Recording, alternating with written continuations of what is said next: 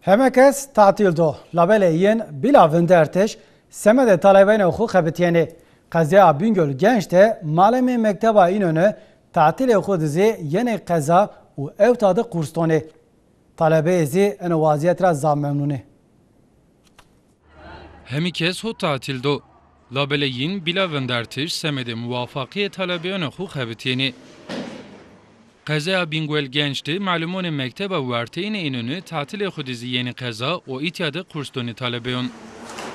Qijizdi pey caht u xebat cevap doni eno fedakari malumen xu o ser sibe roy ra yeni o derson xu xebitiyeni.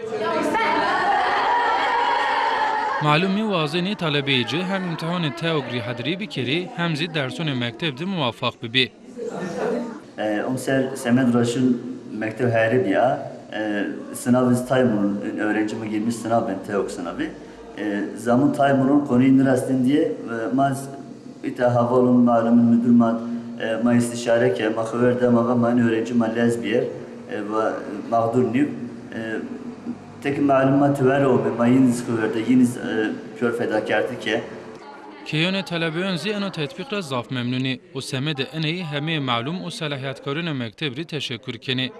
Qijizdi pey eno tetbik zaf bişa.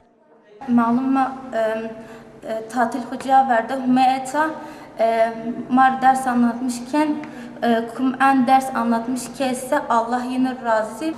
Raşun abi mektep abim maya mektep ama konuma geridmen mani eşkim birisi معلمة تحتيل خو نمرة فرده وما يتمر yardımcı ben İnşallah ma sınavı başarılı ben kum en emek dağma Allah razı ma teşekkür ken